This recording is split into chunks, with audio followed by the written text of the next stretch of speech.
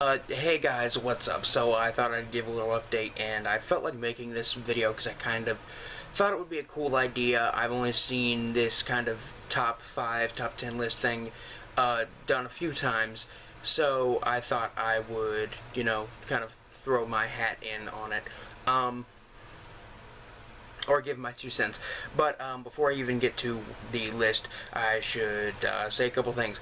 I recently had an accident at work. I slipped and fell directly on my lower back, and I have a compression fracture in my spine. Now, if you do not know what a compression fracture is, it is basically a fracture in your spine that means your spine's broken, but you won't need a cast. You might not need surgery, but it will hurt like hell, and you need narcotics to ease this pain. And you need to sleep a certain way. You need to avoid overexerting yourself and stuff like that. So I have broken 2 bones in 1 year. I didn't think it was possible for that to happen to me, but it fucking did. So, yeah. That's why I'm not in like a full body cast. I mean, my back is fucking killing me right now, but I'm trying to, push through. So, this is a list I haven't been thinking about doing for a while, but I've always thought it was kind of a cool idea. It is the top 10, or top 5 at least, horror films about drugs, or horror films that are like metaphors for drug use, or horror films that one of the main themes is like drug use, or it is obviously inspired by drug use, or it is a very, very strange, surreal film. Not that last part is just kind of something I threw in for maybe one movie I'm gonna put on the list, but the rest of them are mainly about are mainly films that are like about drugs, or about or they're anti-drug films, as horror films. So basically that's what we're doing for this list.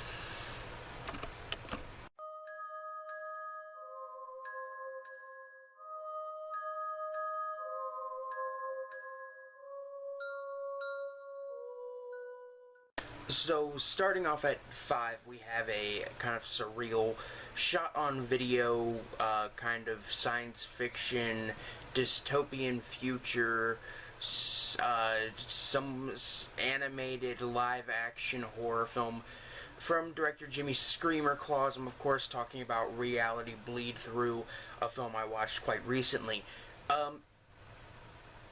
One of the big things in this movie is that it involves this cult, this big kind of drug cult, which basically overthrows the American government. It's so big, and they are all on a drug called Sister Salvation, and they claim that like the reason that the sunlight can kill you because it's so close to the earth is because their god makes it that way, and if you happen to be outside when the sun comes up and you get burned horribly, then it is the god's way of telling you he loves you, or something like that.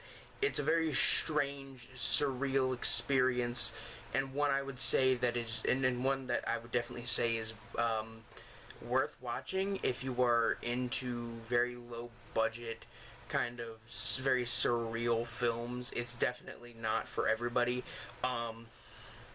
I mean, I don't even think I could recommend this to anybody who's a fan of Where the Dead Go to Die, because it's really not anywhere near the levels of fucked upness that film was.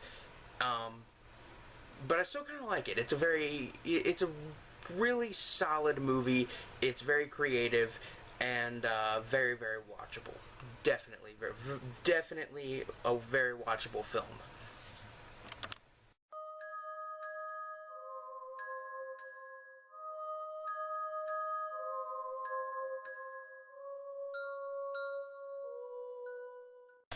Next is another kind of recent film. It's from a couple years back. It's a science fiction like horror comedy based on a book, and it is called John Dies at the End. John Dies at the End is kind of it's a very strange film. It's like I mean, I've seen it, I've watched it multiple times by now, but I still really can't fully grasp what the movie is about, and I really hope they make a sequel, because there is a sequel to the book. Um, but it has to do with this mysterious drug called soy sauce, which basically allows you to know everything about everything, but if you take it too much, it will kill you, and you'll lose your humanity because of it. Very strange, very surreal movie with a lot of really good humor. Um, it's hard to explain. It's another one, much like Reality Bleed Through, that is really hard to explain or put into words why one would really like this movie. It's just really, really original and strange. I don't even know what to fucking say. I wouldn't say it's an anti-drug movie. I wouldn't say it's pro-drug either. I just feel like they just kind of threw it in there for the hell, not for the hell of it, because it is like one of the main plot points. But I don't know. Interesting fact, though, about a few months after the movie came out, there was a guy who was put in a coma after drinking too much soy sauce. Yeah, that happened shortly after the movie came out. And when I say shortly, I mean at most a year. But still, that's kind of a weird coincidence, maybe?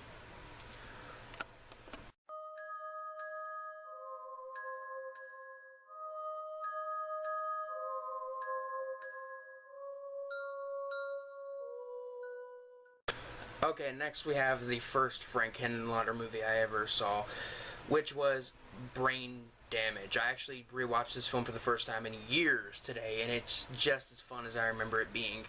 It's a film that is very obviously an allegory for drug addiction, about a young man who meets this weird slug alien creature called Almer, who latches himself to the back of the main character, Brian. It latches himself on the back of Brian's neck and injects a blue kind of liquid into his brain, which causes him to hallucinate.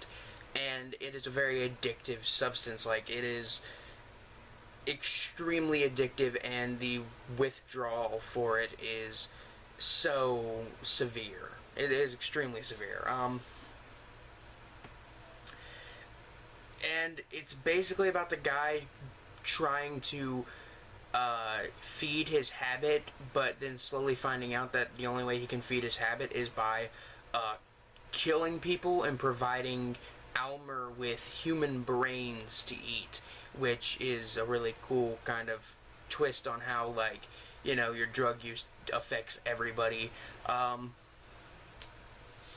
Very, very funny movie, very... I wouldn't say it's creepy, but I would definitely say it's got some really cool effects. It's definitely a pretty clever movie. There's even a reference to Frank Henenlotter's earlier film, Basket Case, which, I don't know, I think that might be my favorite Henenlotter movie. I don't really know. I gotta see more of his movies, but... it's a really cool allegory for drug use and drug addiction. It's entertaining, and it's one that I would highly suggest. It's a pretty overlooked little 80s, like, weird kind of horror flick. Definitely not for everybody. It is a pretty low budget, kind of cheesy movie, but it's still very, very watchable, very enjoyable nonetheless.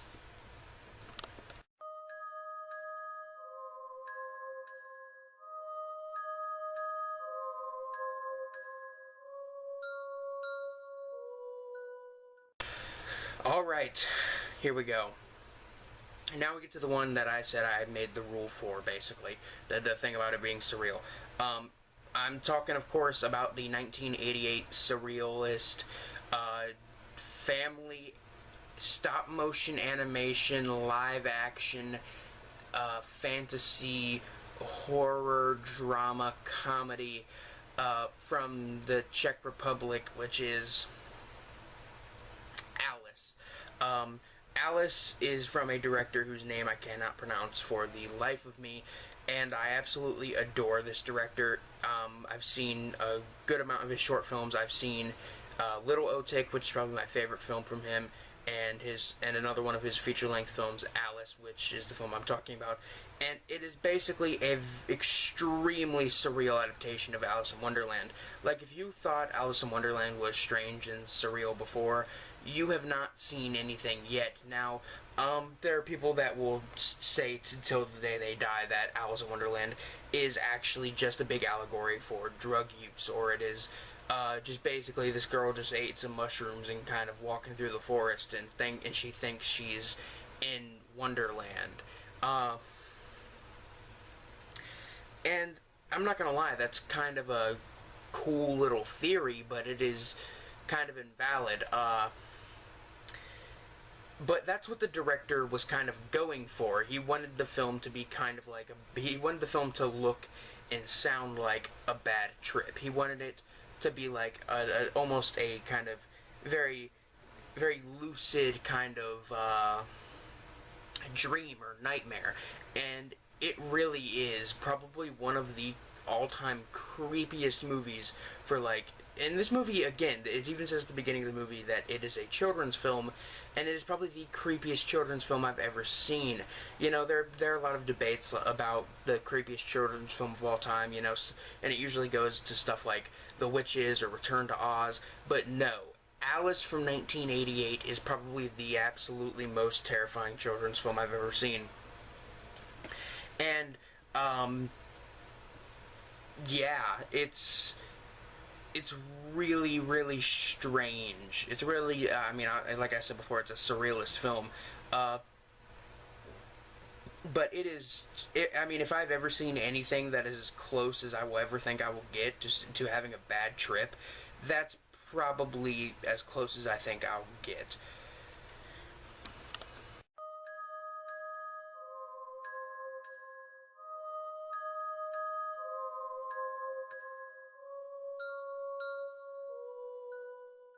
Now, before I get to the kind of number one spot on the list, I thought I'd give a few honorable mentions. A few honorable mentions are Trainspotting. I rewatched it the other day, and still really good movie. Thing is, it's not really a horror movie, so I couldn't really include it. Of course, the legendary Requiem for a Dream, but again, not a horror film, although it is a genuinely unsettling film. Although I do think it is a tad bit overrated, I do think it's a very well-made movie, definitely.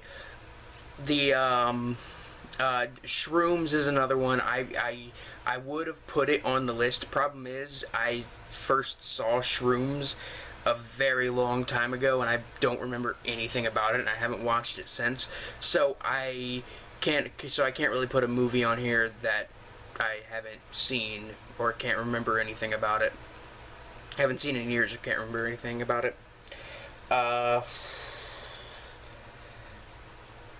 Yeah, that's really it for the honorable mentions.